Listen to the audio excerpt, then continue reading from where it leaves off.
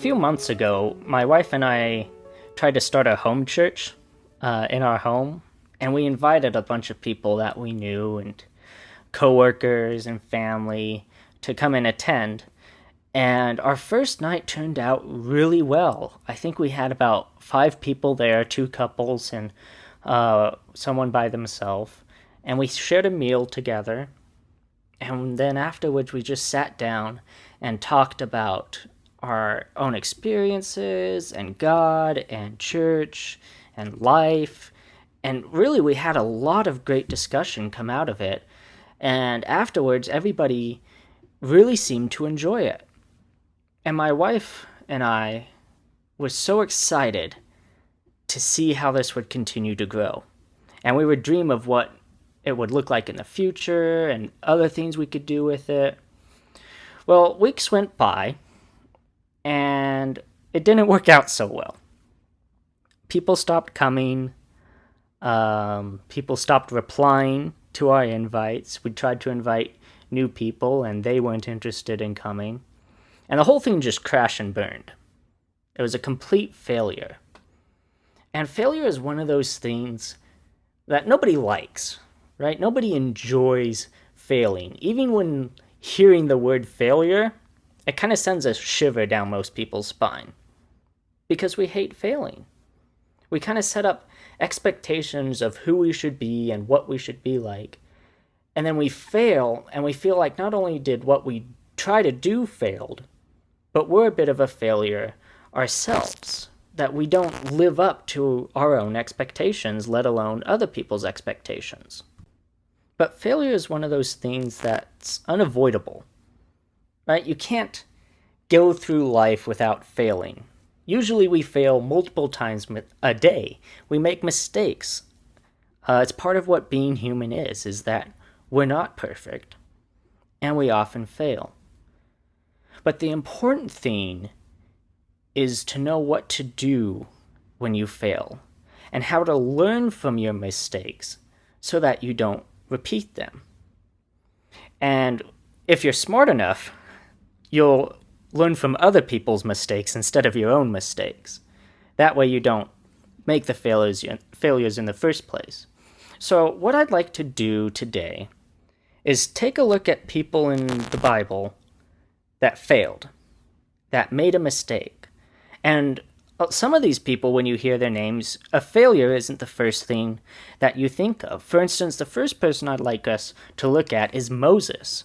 Moses is one of those people that almost everybody knows, right? Christians and non-Christians alike, we know who Moses is. He's the guy that brought the Israelites out of Egypt. He's the one that split the sea in half and walked through.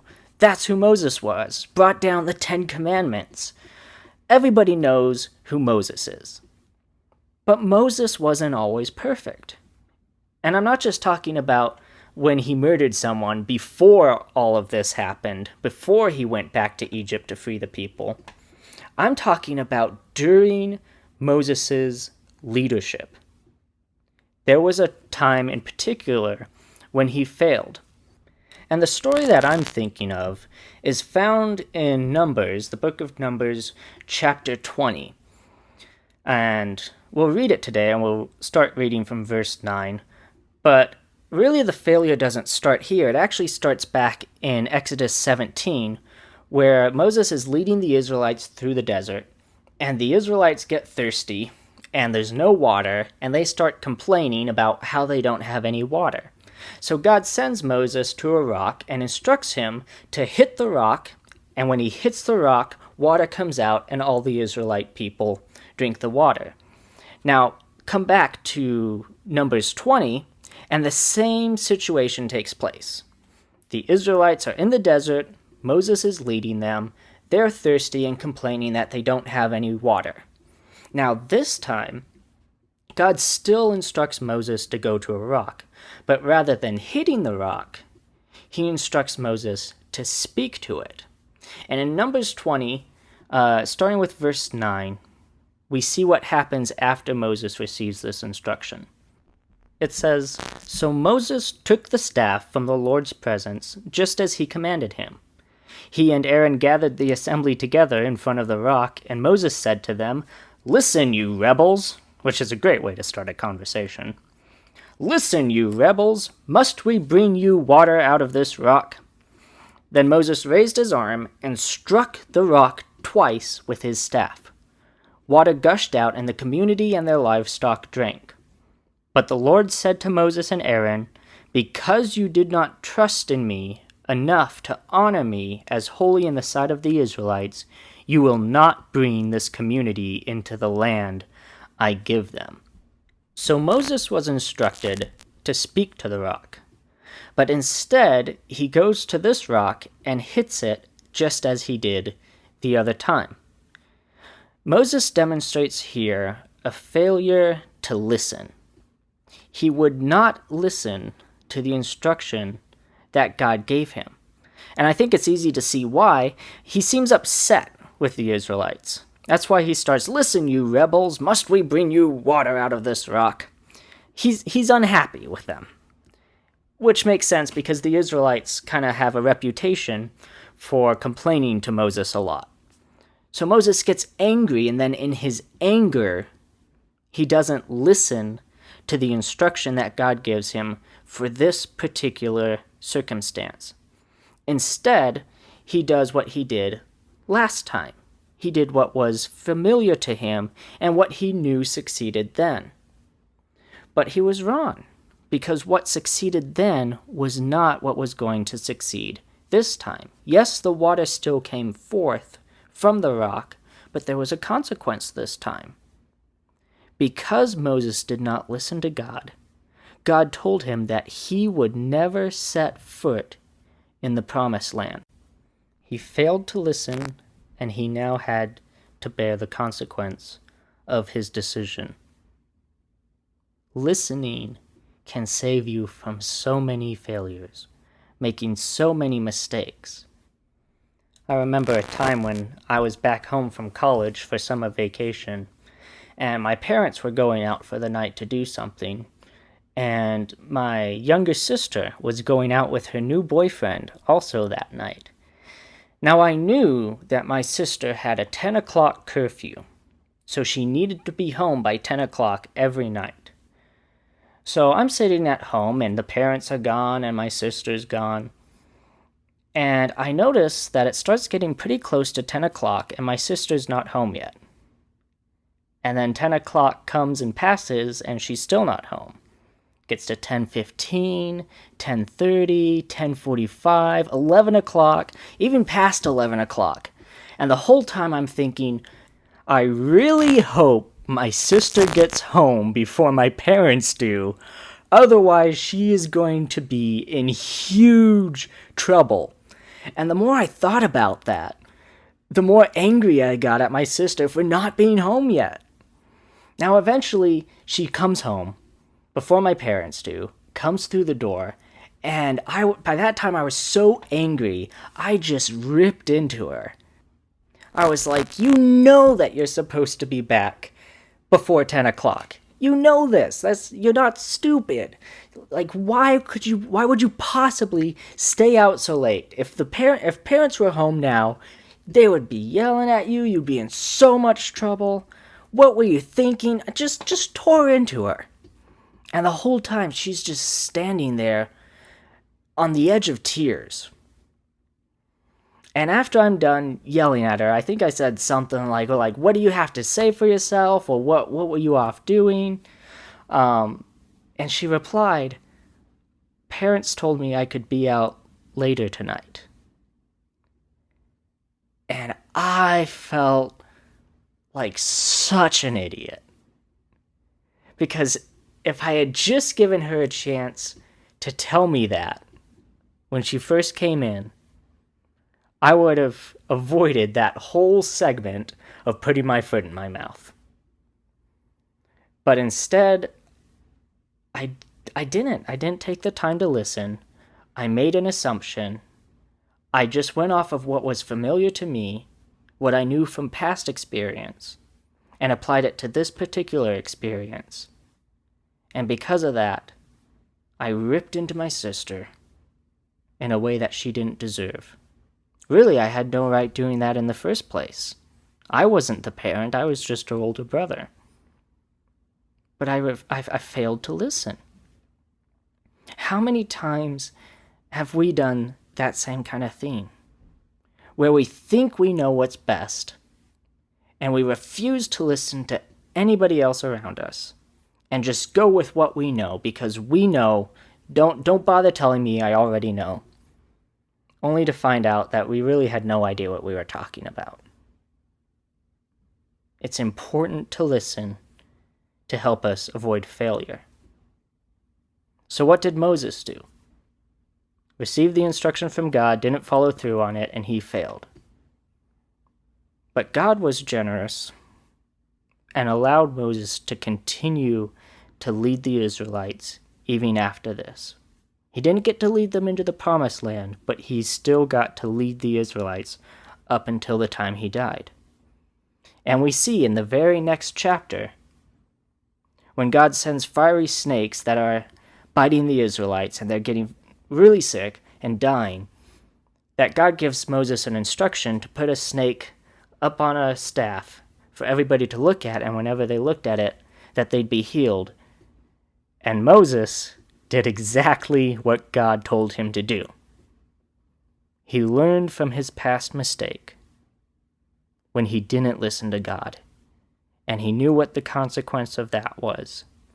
And so the next time God gave him instruction, he made sure to follow it to the T. Let's not make the same mistake Moses did. When we have an opportunity to listen, we need to listen. We need to be willing to accept the guidance of as many people as possible so that we can grow, we can be informed, not assuming that this situation is the same as the last time, but instead taking the time to listen so that we don't end up failing something that we would have succeeded in if we just took a little time to hear what the people around us were saying. So that was Moses' failure. He failed to listen. Now, the next person I want us to look at and their failure, you can probably guess pretty easily by what book it's from. It's the book of Jonah and the story of Jonah. And Jonah has an infamous failure that I want us to look at. And we see it at the start in Jonah chapter 1. It says, "The word of the Lord came to Jonah, son of Amittai. Go to the great city of Nineveh and preach against it, because its wickedness has come up before me." But Jonah ran away from the Lord and headed for Tarshish. He went down to Joppa, where he found a ship bound for that port. After paying the fare, he went aboard and sailed for Tarshish to flee from the Lord. Now, it's not until the very end of the book that we see why Jonah did this. So if you know the story, Jonah eventually does go and preach to the people of Nineveh, and they turn their lives around, they give their lives to God. And at the end of the book, it says, when God saw what they did and how they turned from their evil ways, he relented and did not bring on them the destruction he had threatened. But to Jonah, this seemed very wrong, and he became angry. He prayed to the Lord, "Isn't this what I said, Lord, when I was still at home? That is what I tried to forestall by fleeing to Tarshish. I knew that you are a gracious and compassionate God, slow to anger and abounding in love, a God who relents from sending calamity." So we see here that God instructed Jonah to go preach to the people of Nineveh. And instead of doing what God tells him to, he instead runs the complete opposite direction. And it was because he wanted the people of Nineveh to perish. Jonah knew that if he went and brought the message of God to them, that they might turn their lives around and God might have mercy on them. But it says that to Jonah, that seemed wrong. He hated the people of Nineveh. He thought they deserved condemnation, and so he would not go as God instructed in order to do the job that he had been given.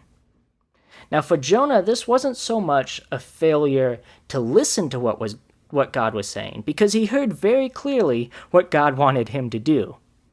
But instead, this was a failure to accept what God told him to do. He refused to do it. He wasn't just not listening. This was a flat-out refusal. He would not accept the possibility of God's grace coming to the people of Nineveh. Why? Because it didn't match up with his view. He had a particular perception of what the people of Nineveh deserved. And it didn't line up with what God's perception was. And because of this, he refused to accept it altogether. And this is something we see all over in our world today. People talk about, you follow your truth and I'll follow my truth, and everything is relative, and really that's not the case, right? Gravity works for everybody. Fire works the same way for everybody. Water does the same things to everybody. The rules of the world apply the same to everyone. There is no your truth and my truth. There is just the truth. What's right, what's wrong, what's fact, what's fiction. That's all it is. But that's the world that we live in today, where people will refuse to accept reality, refuse to accept truth if it doesn't line up with what they think should be true. If it doesn't line up with that, with their perception, their worldview, they refuse to accept that it exists at all. I saw this when I was in college. I had an Old Testament class where we went over the whole Old Testament. And in this class, we got to the section where Moses goes to Pharaoh to say the famous line, "Let my people go." And it says that God hardened Pharaoh's heart so that he would not let the Israelites go. And I remember there was a student in my class that became very angry about this, that God would harden somebody's heart. And he began arguing with the teacher over it, saying, I don't think that's right. You must be getting it wrong. I don't understand how my God could do something like that. Even though it was there plain as day that that's what God did, he refused to accept that that was even a possibility, that that was something that God would do, because it didn't match up with his version of God and what he thought God should be like, what he thought God would do. And he would refuse to accept what was being taught to him. It wasn't simply questioning it or asking how that could relate to the rest of God in Scripture. He didn't give it that chance. He wouldn't have the argument. All he would do was refuse it because it didn't match up with what he wanted. This is what Jonah did. He didn't want the people of Nineveh to be saved, and so he refused to accept it and ran the other direction. And he was thrown in the ocean, but God didn't leave him there. God sends a big old fish to scoop Jonah up, swallow him, and for 3 days and 3 nights Jonah sits in this fish. And during that time he has a change of heart. He asks God for a second chance, and God gives it to him. The fish spits him back up on shore, and Jonah goes straight to Nineveh and preaches to the people there. God wasn't done with Jonah. Jonah failed. He failed to accept what he was given. But God didn't leave him. He gave him a second chance to do what was right. And Jonah learned from his mistake and would accept. Now we see he didn't accept it quite completely, because it was at the end of the book that he was still talking about how he felt like they should have perished. But it was a process. People don't change overnight. It takes time. When we're presented with something that just doesn't seem like it could be possible, even though all the evidence points to it, it takes time to work through that. And we have to give people that chance, and we have to give ourselves that chance. When we're faced with a truth that's difficult to accept, we can't just ignore it. We have to work towards accepting it. We can question it. We can challenge it. Absolutely. We should challenge everything we hear. Don't ever take anything at face value. Question it. But if you can't ignore the fact that it's true, if you can't get away from it, if that's where all the evidence points, then we need to accept it and move on. Let's not be like Jonah and run into a failure to accept reality. Now, there's one more failure that I want to look at, and that is the failure of John Mark. Now, John Mark was a man that went with Paul and Barnabas when they were going across the land to preach to the people. And John Mark said, "Yes, I want to do that. I'll be your assistant. Sign me up." And John Mark went with them. But partway through their little mission trip, John Mark leaves Paul and Barnabas and returns home. Now, we don't know why, although it's pretty easy to imagine because this was a time when Christians were being killed left and right. So that's probably why, which it's easy to look at from the outside and condemn that. John Mark, what were you doing? How could you abandon them? But when you're there, it's probably a little different. Not that that excuses his behavior, but that's what he did. In the middle of the missions trip, he abandons them.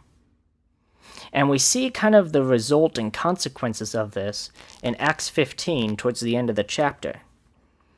At this point, Paul and Barnabas have finished their missions trip and some time has passed. And it says, sometime later, Paul said to Barnabas, "Let us go back and visit the believers in all the towns where we preach the word of the Lord and see how they're doing." Barnabas wanted to take John, also called Mark, with them. But Paul did not think it wise to take him, because he had deserted them in Pamphylia and had not continued with them in the work.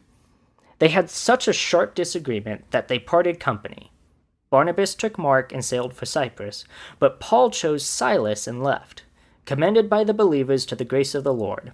He went through Syria and Cilicia, strengthening the churches. So time has passed. Paul and Barnabas are getting ready to set out again. And Barnabas says, "Let's take John Mark." And Paul refuses to do it because of what John Mark did last time. They had started, he signed up to go, but partway through he chickened out and left them.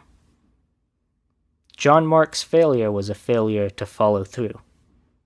It didn't matter how tough it got, because he had given his word that he would follow them, that he would assist them. And when the going got tough, he abandoned not only the work that they were doing, but he also abandoned his comrades in the process.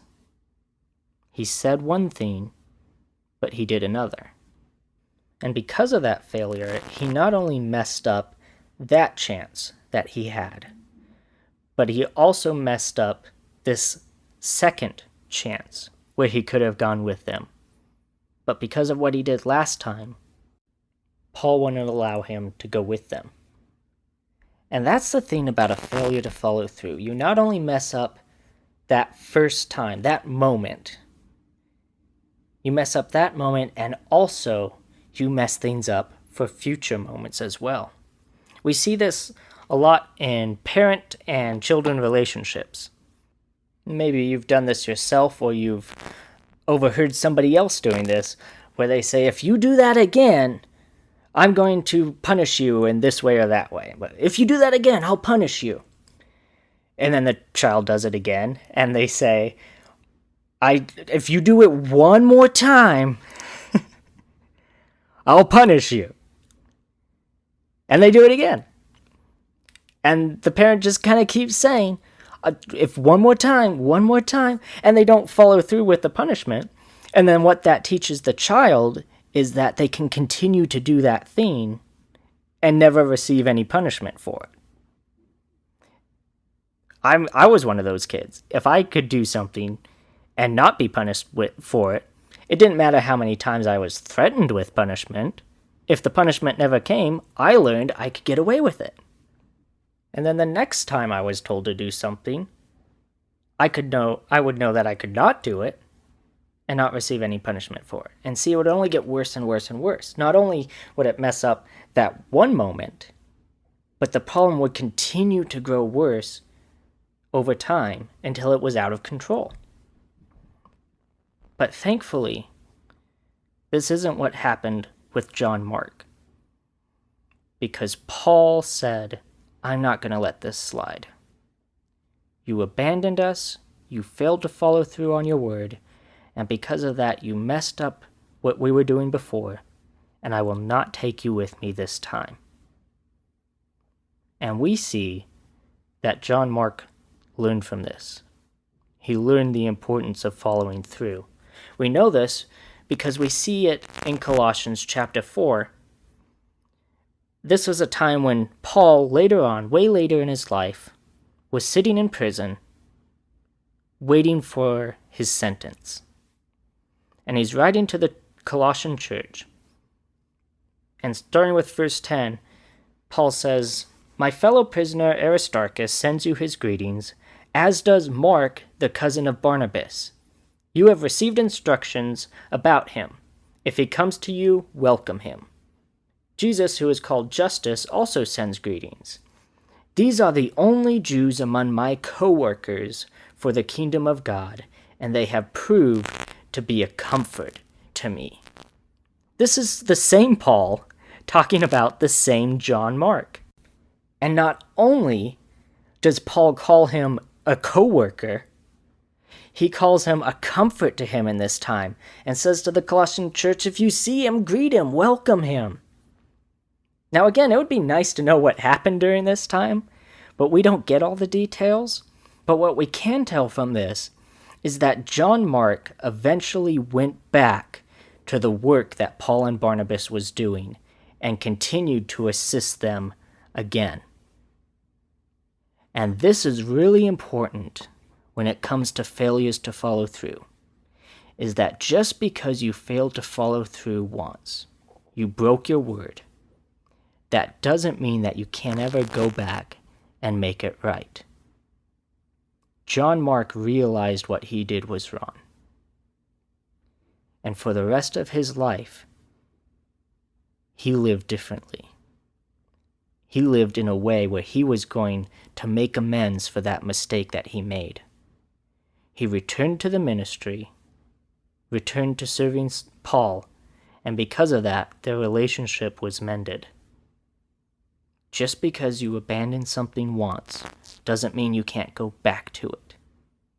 You may have followed through before, but it doesn't have to be the end. And really, that's what we see with the failure in all these stories.